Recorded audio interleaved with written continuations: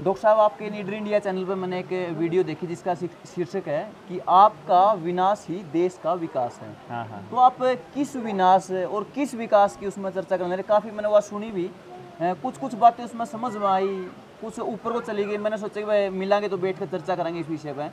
तो कैसे लोगों का विनाश और किस विकास का जिक्र आप उसमें कर रहे हैं? इसमें अजय भाई आप लोगों को ये देखना पड़ेगा कि आप विकास किसको कहते हो और जो देश की सरकार है या जो कंट्रोल करने वाले लोग हैं, हाँ। और जो मीडिया तंत्र है वो किसको विकास कहता है, और अखबारों में विकास का पैमाना ये नेता लोग किसको सेट करते हैं।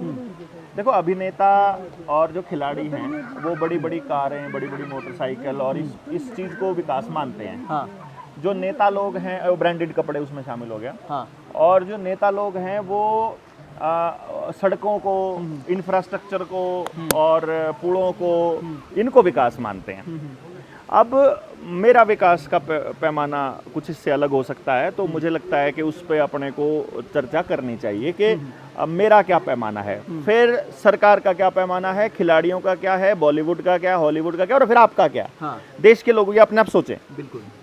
मैं विकास उसको बोलता हूँ जब अपराध मुक्त समाज हो, लोग सुरक्षित महसूस करें, अपने बच्चों के प्रति निश्चिंत हों, हाँ। भविष्य उनका क्या होगा इसके लिए उनको चिंता करने की आवश्यकता ना हो, और पूरा समाज मिलकर के एक ऐसी व्यवस्था बनाए कि जो बच्चा पैदा हो गया है उसके लिए एक जगह समाज में स्थापित हो। लड़कियां पूरी तरह से सुरक्षित रहें। हाँ। इंडिजीनियस लोग अपनी मालिकाना हक है उसको बरकरार रखें, जो देसी बीज हैं वो बचे रहें, और हम स्वस्थ रहें, और खान पान हमारा बढ़िया हो, रिश्ते हमारे अच्छे हों, समाज हमारा मिलकर रहे और परिवार जुड़ कर रहे, खर्चा कम हो, आमदन ज़्यादा हो, धन धान्य से भरपूर हो, और समृद्धि ही समृद्धि हो। मैं तो विकास मानता हूँ इसको। क्या अभी जो परिस्थितियां हैं, अभी जो सिचुएशन लोगों की है, उनमें वो खुश नजर नहीं आने लग रहे? परिवार टूट रहे हैं। हाँ। समाज में अपराध बढ़ रहा है, नशा बढ़ रहा है, पुलिस का तंत्र कितना हावी है, किसान को उसके दाम नहीं मिल रहे, बच्चों को रोजगार नहीं मिल रहा, लड़का लड़की थोड़ी है, लड़के को आप पड़ोस में भेजने से भी डरते हैं, पड़ोसी के ऊपर इतना भी ट्रस्ट नहीं रहा, आप अकेलेपन के शिकार हैं, डिप्रेशन है, बेरोजगारी है, रोज एक्सीडेंट होते हैं, बीमार हो जाओ तो इलाज के लिए पैसे नहीं है, हर किसान की जमीन कर्जे पे पड़ी है, सबके मकान, सबकी गाड़ियां सब कर्जे पर हैं, सब क्रेडिट कार्ड में हैं, सब क्रेडिट में हैं, सब कर्जदार हैं। इसको आप विकास कहते हैं? बीमार, हर आदमी बीमार है। हाँ। हर घर में बीमारी ही बीमारी है, और कहीं खुशी का कोई नामो निशान तक आपको नजर नहीं आ रहा। अच्छा, इतनी बड़ी बर्बादी आ गई है, आपके कहने के अनुसार मन लग गया कि भाई सब कुछ बर्बाद होने जाने लग रहा है, लेकिन फिर भी कोई उठन नहीं लग रहा, जागरण नहीं लग रहा, कुछ कहण नहीं लग रहा, कुछ बोलने नहीं लग रहा, लड़ाई की शुरुआत नहीं करने लग रहा, तो फिर कोई दूसरे ग्रह तो आओगे? मतलब इन्हें ठीक करना उनको मालूम ही नहीं ना, उनको ये बता दिया गया कि विकास हो रहा है। जैसे कि मैं आपको बताता हूँ, विकास का पैमाना कैसे तय करती है सरकार। हमारे देश की इकोनॉमी इतने ट्रिलियन हो गई, हमारी अर्थव्यवस्था इतने ट्रिलियन पर पहुंच गई, ये पैसा है किसके पास? ये पूछने वाला, सवाल पूछने वाला गायब है, विपक्ष में भी गायब है, और जनता में तो ये सवाल ही नहीं है। फिर बोला इंफ्रास्ट्रक्चर, क्या ये विकास का पैमाना है या ये गेम प्लान है? इसको, क्योंकि मैं जो आपको बता रहा हूँ, ये अगर व्यवस्था वहां से चल रही है तो ये षड्यंत्र है। हाँ। अगर ये व्यवस्था गांव ने चला रखी है तो ये गांव वालों की है। हाँ। तो ये देश की है। तो अब आपको ये देखना है कि ये देश की व्यवस्था है या उनका षड्यंत्र है। अब मेरी जो बातें आपको मैं बताऊंगा उससे आप अंदाजा लगाना कि आपके जीवन के प्रत्येक पहलू में उनका षड्यंत्र घुसा हुआ है या आपकी व्यवस्था है।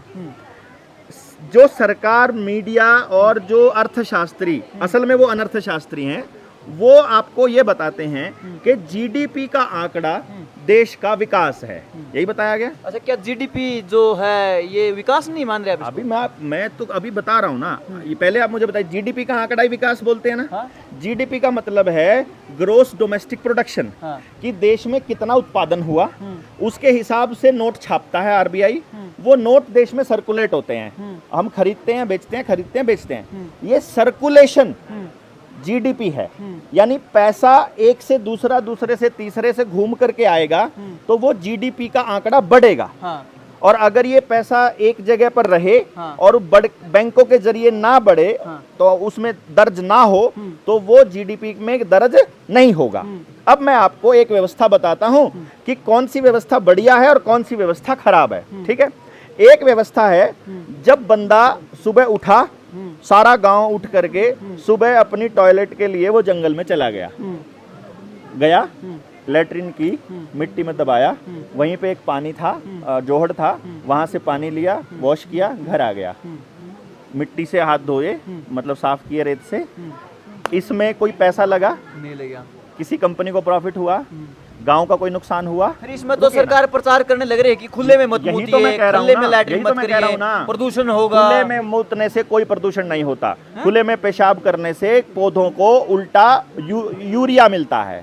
जो यूरिन है वो यूरिया में तब्दील होता है, वो खाद है। जो खुले में शौचालय करने से प्रदूषण नहीं होता, उसको मिट्टी में मिलाने वाला बैक्टीरिया चालू हो जाता है बचपन अपने से आप। प्रचार में तो हमने यही सुना कि खुले में आपके शौच बचपन में करने सुना से, ना, हाँ। मेरे बचपन में नहीं। हाँ। मेरे बचपन में अगर खुले में शौच आप जाते हो तो उसको शाम तक जंगली जानवर अपने आप साफ चट कर देते हैं, या फिर बैक्टीरिया उसको 5-7 दिन के अंदर, एक हफ्ता तो लगता भी नहीं है, 3 ही दिन के अंदर उसको मिट्टी में तब्दील कर देता है। वो मिट्टी में तब्दील हो जाता है। कुछ भी चीज है, मैं आपको कह रहा हूं, कुछ भी चीज है, अगर वो कार्बन से बनी है, अगर वो बायोडिग्रेडेबल है, तो वो जैसे ही खुले में जाएगी, उसके ऊपर बैक्टीरिया अपने आप आ जाएगा, जो उसको या तो खत्म कर देगा या फिर उसको मिट्टी में तब्दील कर देगा। एक सवाल और है जो कि मैंने बात पूरी नहीं हुई है। हाँ, अभी हम बात करते हैं, सवाल को आगे लेके जाना।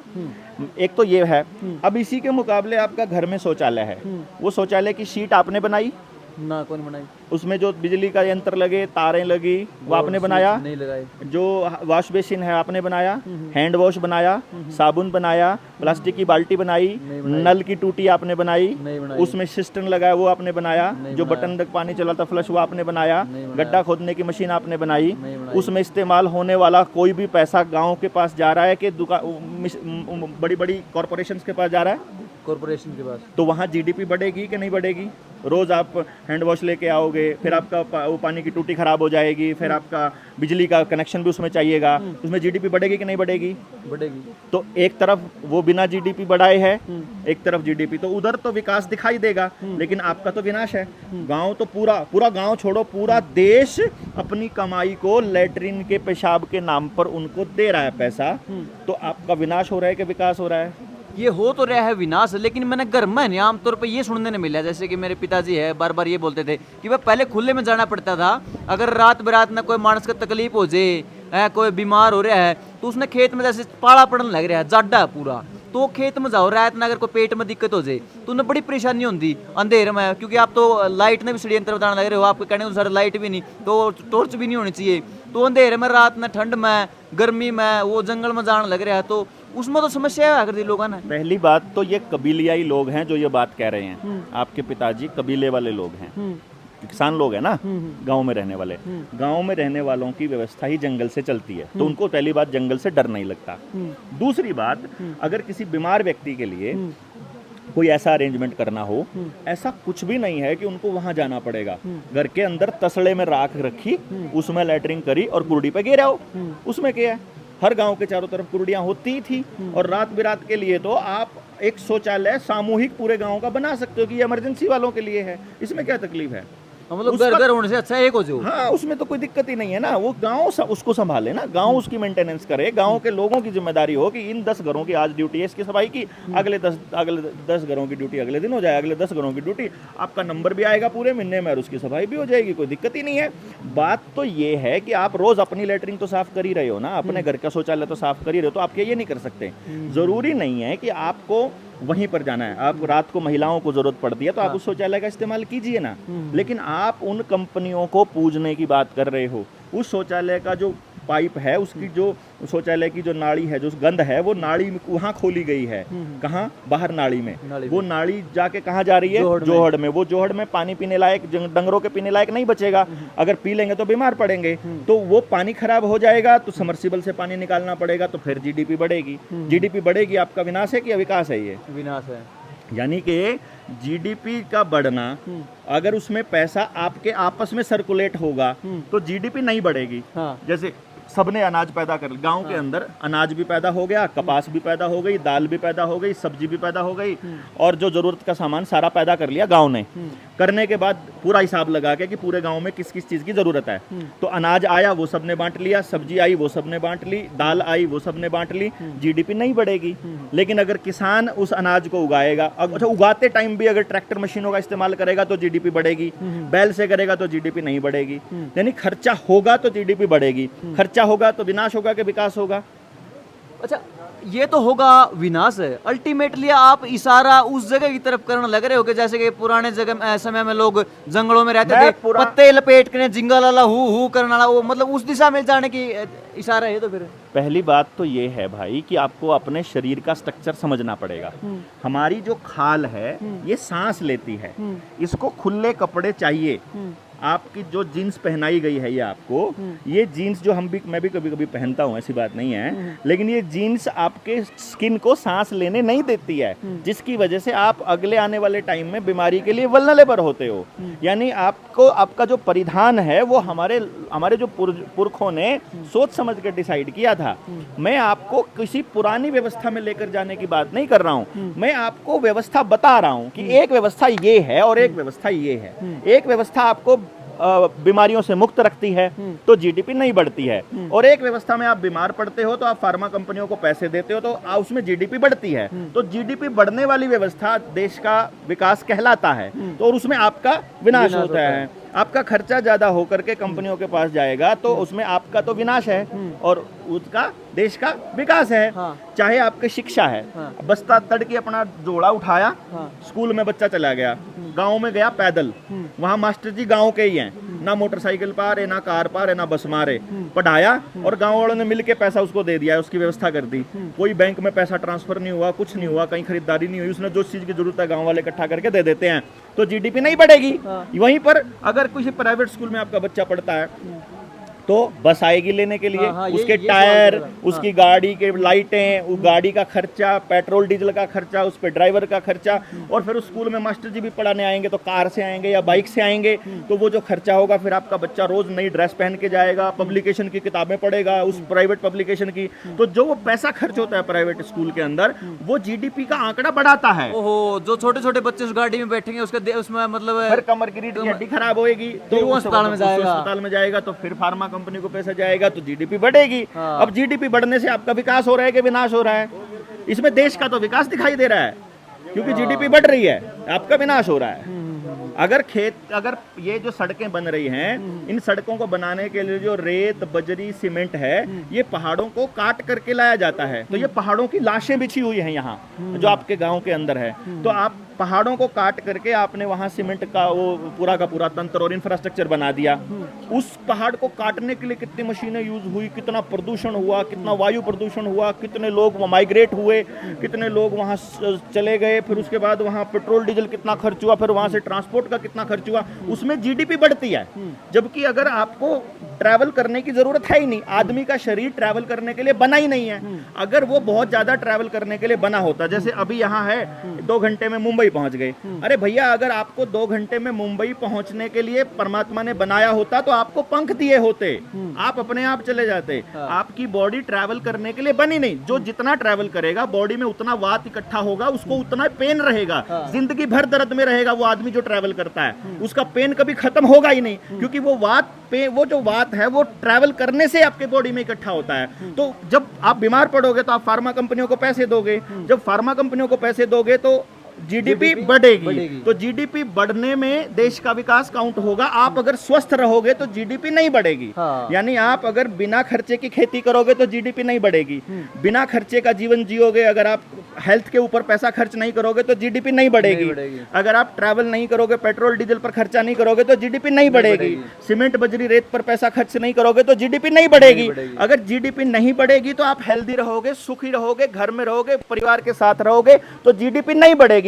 परिवार से दूर रहोगे तो आपको कमरे लेने पड़ेंगे, आपको एक नया घर बसाना पड़ेगा। एक ही परिवार के 4 लोग एक घर में रहेंगे तो जीडीपी नहीं बढ़ेगी। वो 4 शहरों में रहेंगे तो 4 मकान बनाने पड़ेंगे, 4 कार लेने पड़ेंगे, 4 मोटरसाइकिल लेनी पड़ेंगी, 4 रसोई बनानी पड़ेंगी, 4 गैस लेने पड़ेंगे, 4 बेड बनाने पड़ेंगे, 4 कंप्यूटर लेने पड़ेंगे, 4 टीवी लेने पड़ेंगे। हर खर्चा 4 गुना 5 गुना हो जाएगा तो जीडीपी बढ़ेगी। तो जीडीपी बढ़ने से परिवार का सत्यानाश, लेकिन देश का विकास दिखाई दे रहा है। इसलिए मैं बोलता हूं कि आपका विनाश ही देश का विकास है। इसका मतलब है ये उन लोगों के मुंह पे एक करारा थप्पड़ है जो कि ये समझने लग रहे हैं कि देश आगे जाने लग रहा है, आप देश को पीछे जाने से बचाने लग रहे हैं। हम देश को पीछे जाने से हम कह रहे हैं परिवार को जोड़ना आपकी समृद्धि का संकेत है।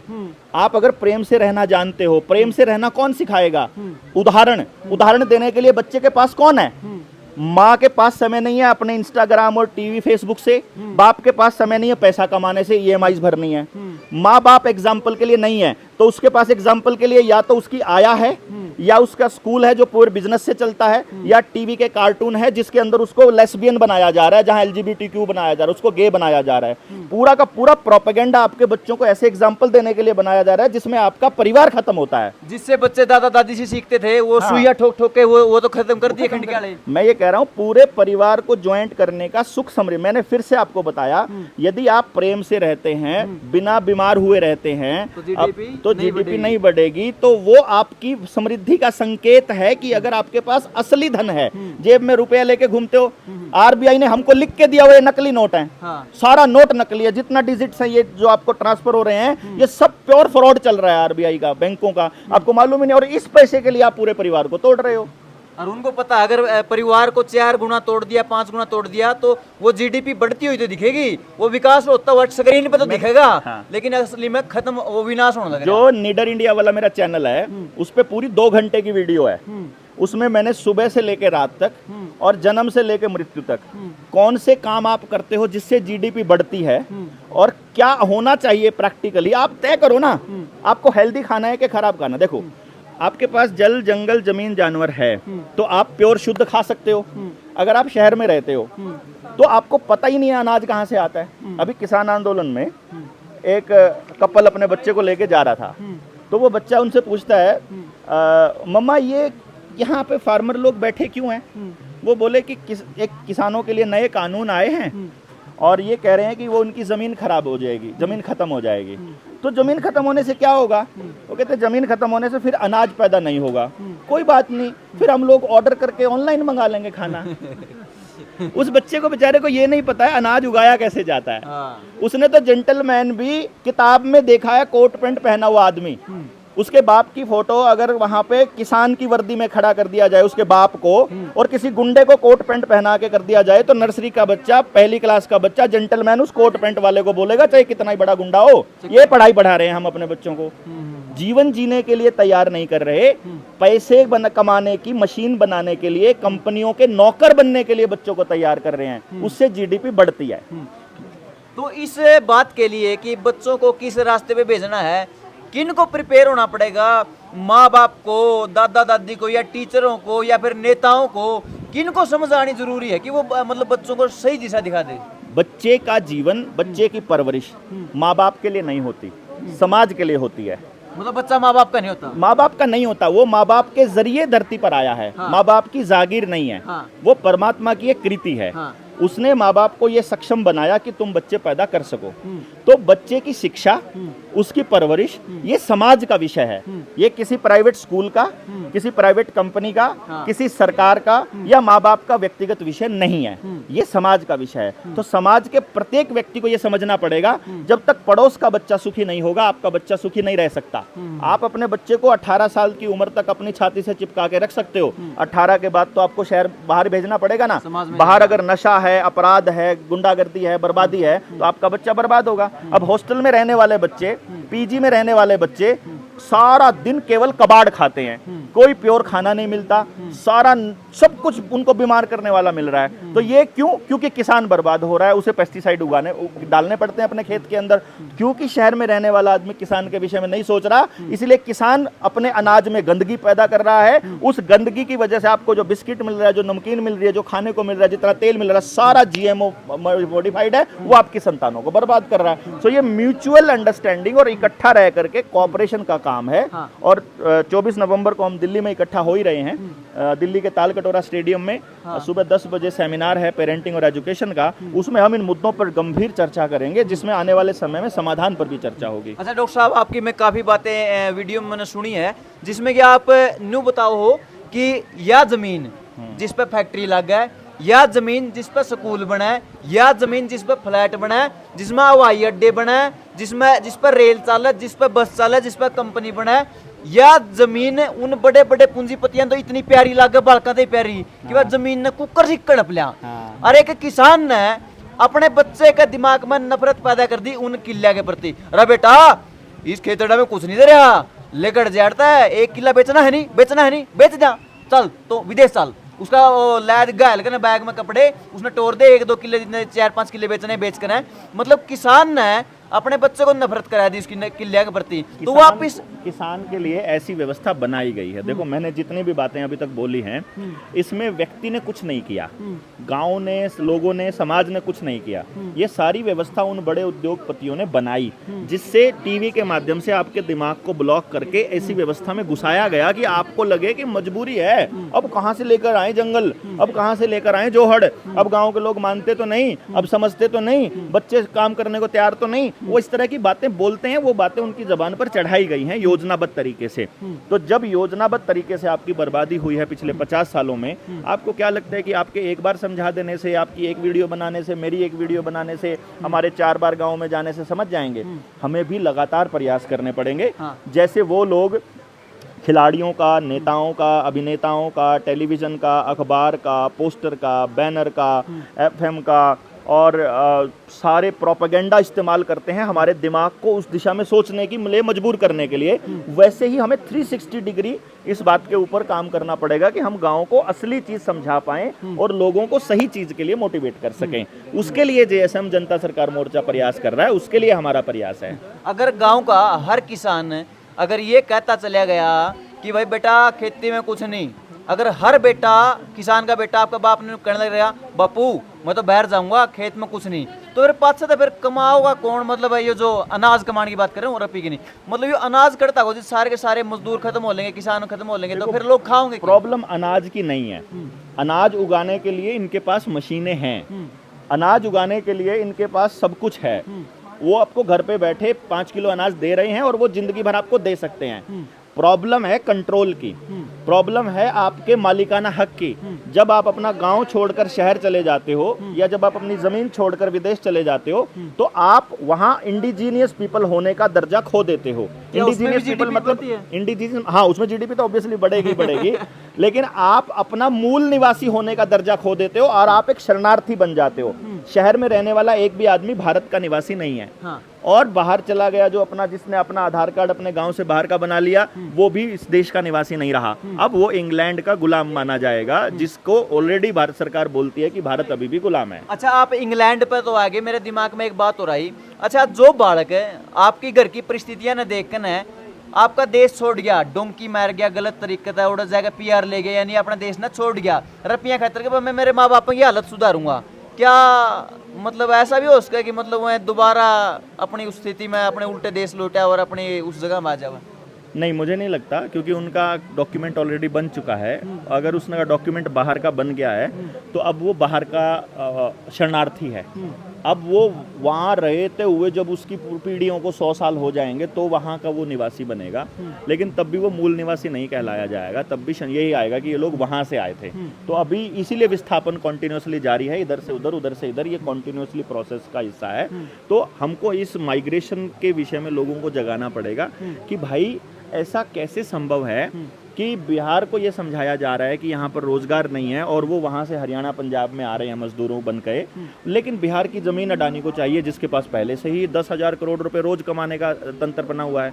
मतलब इसका मतलब कुछ उस जमीन में कुछ खास है, इसीलिए वहाँ के लोगों को वहाँ से विस्थापित करके उस जमीन पे कब्जा करना है। फिर यहाँ का व्यक्ति को बोला जा रहा है कि यहाँ रोजगार नहीं है, तो यहाँ का बच्चा डोंकी से या किसी भी तरीके से विदेश जा रहा है, और जहाँ वो जा रहा है कनाडा में, अमेरिका में, वहाँ के लोग प्रोटेस्ट कर रहे हैं कि रोजगार हमारे पास भी नहीं है। तो रोजगार उनके पास भी नहीं है जहां हमें रोजगार नजर आ रहा है, और रोजगार हमारे पास भी नहीं है जहां से बिहार को रोजगार नजर आ रहा है। असल बात क्या है कि यहाँ के लोगों का लेवल बढ़ गया है, तो उनको अब अपनी कमाई प्रतिदिन की ज्यादा चाहिए, लेकिन बिहार के और गरीब एरिया के जो लोग हैं, जिनको गरीब रखा गया, दिखाया गया, उनको वही उससे कम पैसे में काम चल जाता है, तो सस्ता मजदूर मिल जाता है। इसीलिए पूरे हिमाचल में, J&K में, महाराष्ट्र में, जो भी जिनको हम डेवलप्ड स्टेट बोलते हैं, वहाँ से मजदूर जो लोग हैं, सस्ते मजदूर, वो इंपोर्ट किए जा रहे हैं। और इधर से जो किसान का जो बेटा है उसको सस्ते मजदूर के रूप में वो विकसित देश वहाँ पर इंपोर्ट कर रहे हैं। आपको क्या लगता है कि अमेरिका को मालूम नहीं है कि डोंकी से कितने लोग आ रहे हैं? हाँ, उनको सब पता है, एक सेकंड की खबर, टू जेड एक आदमी का पता है। जब वो सारा देश में नजर रखने लग रहे हैं, आपका बॉर्डर का नहीं पता। उनको सब मालूम है कि वहां से लोग आ रहे हैं, उनको वो सस्ते मजदूर चाहिए ताकि वो चुपचाप अंदर ही अंदर अपराधी होने के खतरे से चुपचाप काम करते रहे, थोड़े में काम चला ले, रोटी रोटियों पे गुजारा कर ले, अभी थोड़े दिन गुजारा कर लेते हैं। सस्ते मजदूर चाहिए, तो ये सस्ते मजदूर हर किसी को चाहिए। तो जो इंडस्ट्रियलिस्ट हैं, जो कैपिटलिस्ट लोग हैं, उनको पैसा बढ़ाने के लिए लोग सस्ते चाहिए। तो ये माइग्रेशन चल रहा है। इस माइग्रेशन को रोकना बड़ा जरूरी है ताकि लोग अपना मालिकाना हक वापस पा सकें और जीडीपी के आंकड़े से बाहर निकल के अपने असली विकास को समझें और अपना समाज का और अपने बच्चों के असली भविष्य की तरफ काम करना शुरू करें। अच्छा, ऐसे वो कौन कौन से बिंदु हैं डॉक्टर साहब, जैसे कि आपने समस्या पर नजर डाल ली कि ये समस्या है, ये है, ये है, ये है, जिससे कि मतलब समाज में नफरत फैल गई, बाबू बेटा का नहीं रहा, मतलब पति पत्नी की नहीं, सारा मतलब रिश्ते खराब हो लिए। तो ऐसा वो के काम करे जाओ समाज में रह कर, जिससे कि मतलब आपस में भाईचारा बना है, प्यार प्रेम लोग बन जाए, समाज उल्टा जुड़ता रहा है। अपनी धरती के खिलाफ जितना जहर घोल दिया, यानी धरती से जितनी नफरत अपने युवाओं ने होगी, उल्टा उस धरती से प्यार हो जाए, फसल तक प्यार हो जाए, उन पेड़ पौधे तो, उन पक्षियां तो, उस गाय तक, जानवर वापस प्यार हो जाए। 2 लाइनों में इसका समाधान है। 2 लाइनों में जो भी ये 2 लाइनें पूरी करने के लिए आपको करना पड़े वही कर दो। उसके लिए गांव इकट्ठा होकर के डीसी धमकाना पड़ो, पुलिस को गांव से बाहर करना पड़ो, आपने माफी मांगनी पड़ो, आपने हाथ जोड़ने पड़ो, आपने मतलब अपने आप को थोड़े दिन के लिए सरेंडर करना पड़े, आपको फिर से आदमियों को हाथ जोड़ करके ले आओ, ईमानदार आदमियों को जगह देनी पड़े, चाहे कुछ भी करना पड़े ये 2 लाइन पूरी करने के लिए। क्या? जल, जंगल, जमीन और जानवर। जल, जंगल, जमीन और जानवर। हाँ, 4 चीज। हाँ, ये 4 चीजों का फैसला गांव करे। किसी भी सरकार के या किसी भी डीसी के या किसी एमएलए एमपी या किसी सरकार या जो विधानसभा लोकसभा के अंडर में ये चीजें नहीं आए। लोकल आदमियों का अधिकार हो, जिसकी जमीन है, जिसका कब्जा है, वो वहां का मालिक हो। पहली बात तो ये है पहला नियम। इसके लिए पूरा गांव खड़ा हो जाओ लठ लेकर के, कोई भी बोले निकालो बाहर इनको। जल, जंगल, जमीन, ये फैसले हम लेंगे, बात खत्म। दूसरा, शिक्षा, स्वास्थ्य, न्याय, राजनीति, खेती, धर्म। 6 चीजें हैं। हाँ। शिक्षा, स्वास्थ्य, न्याय, राजनीति, खेती और धर्म। इन 6 चीजों में से पैसा खत्म कर दो। मतलब शिक्षा में कोई पैसा नहीं होना चाहिए, पैसे पे आधारित नहीं होगी। हाँ। गांव का सबसे गरीब आदमी को भी वैसी ही शिक्षा प्राप्त करने का मौका मिलेगा जैसा किसी अरबपति का बच्चा पढ़ सकता है। हाँ। जो दिल्ली का स्कूल पढ़ा सकता है या कॉलेज पढ़ा सकता है, ऐसी कौन सी चीज है कि वही कॉलेज या वही से टीचर आपके गाँव में नहीं आ सकते? ये जानबूझकर आपको ये एहसास दिलाने के लिए किया जाता है ताकि आप अपना गाँव छोड़कर जाओ। कौन सी चीज है जो आपको रोक रही है? ये तो फिर जो समानता के रुके मान लग रहे नहीं, समानता है, प्योर ड्रामा है। ये तो कहने में समानता है, टोटली समानता है। शिक्षा अगर पैसे पे आधारित होगी तो सिर्फ अमीर का बच्चा पढ़ेगा, वो लगे रहे पढ़ने। स्वास्थ्य अगर सिर्फ पैसे पे आधारित होगा तो सिर्फ अमीर ही स्वस्थ रहेगा, गरीब मरेगा। न्याय पे अगर पैसे का बोलबाला रहेगा तो महंगे वकील रखने की गुंजाइश गरीब आदमी की नहीं है। पुलिस वालों को पैसा खिलाने की औकात गांव वाले की नहीं है। फैसले होंगे, ठीक है, और वो भी अमीरों के हिसाब से होंगे। राजनीति में भी अगर पैसा इन्वॉल्व होगा तो वो अमीर लोग बनेंगे और अमीरी के लिए ही पॉलिसी बनाएंगे और अमीरों की ही पॉलिसी बनेगी और गरीब रगड़ा जाएगा।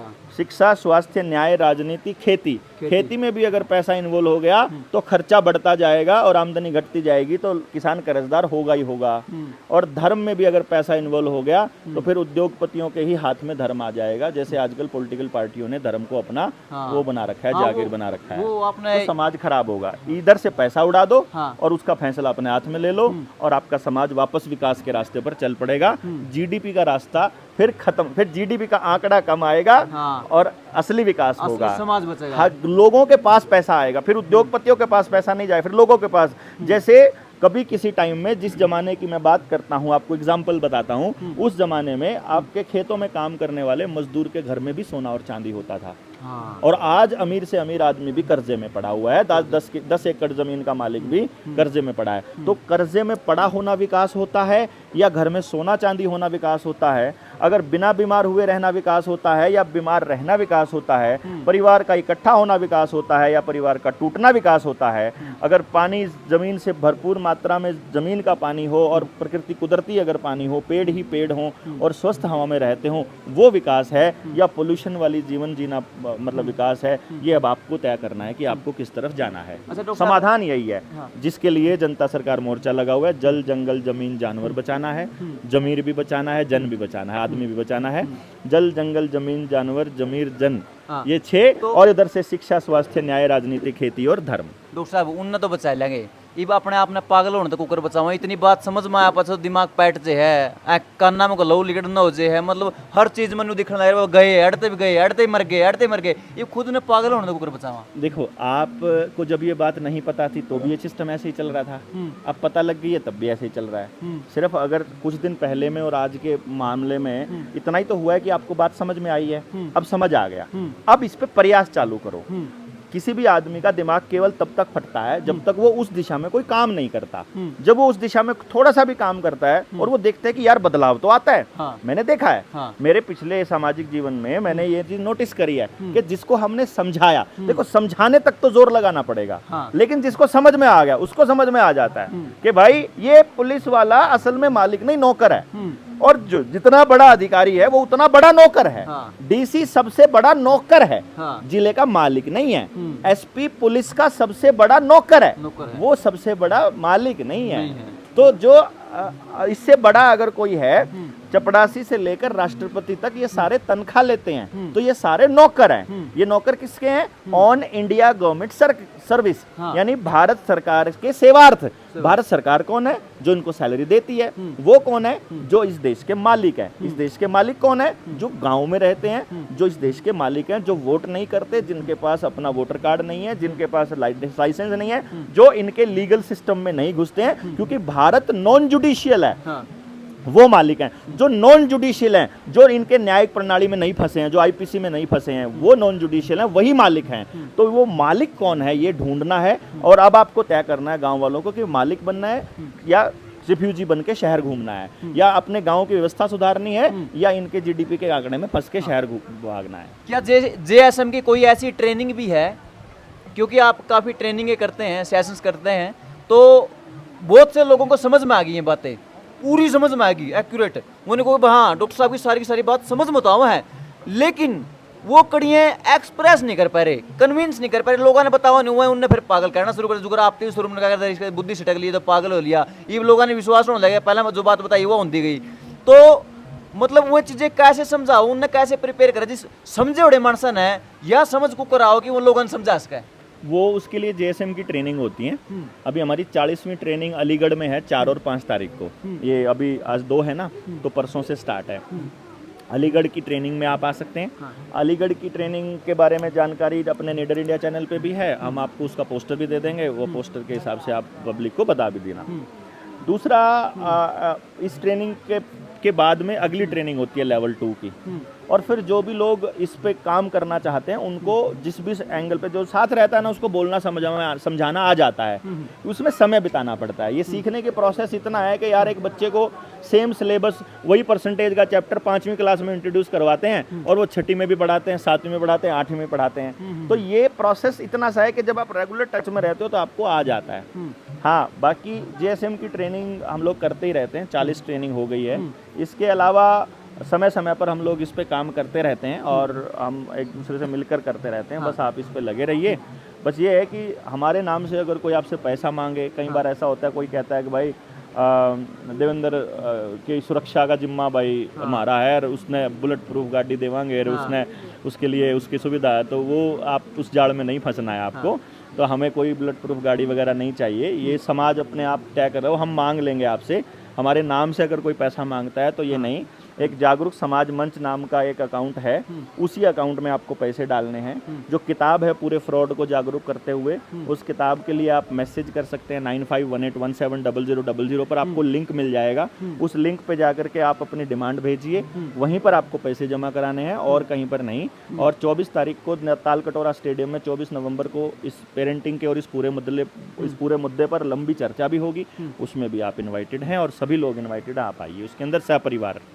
तो आप जितने भी साथी ये वीडियो देखने लग रहे हैं, इस वीडियो ने तुरंत सेव कर लो किसी चिप में, किसी हार्ड डिस्क में, क्योंकि इसमें कोई नंगा नाच को नहीं, क्योंकि इसमें ना कोई सेक्सुअल कंटेंट, ना इसमें किसी की पर्सनल नाम लेकर गाड़ी बक रखी, ना हमने किसी बूंडा शब्द बोल रखा है, लेकिन फिर भी हमारी वीडियो उड़ाई जाने लग रही है।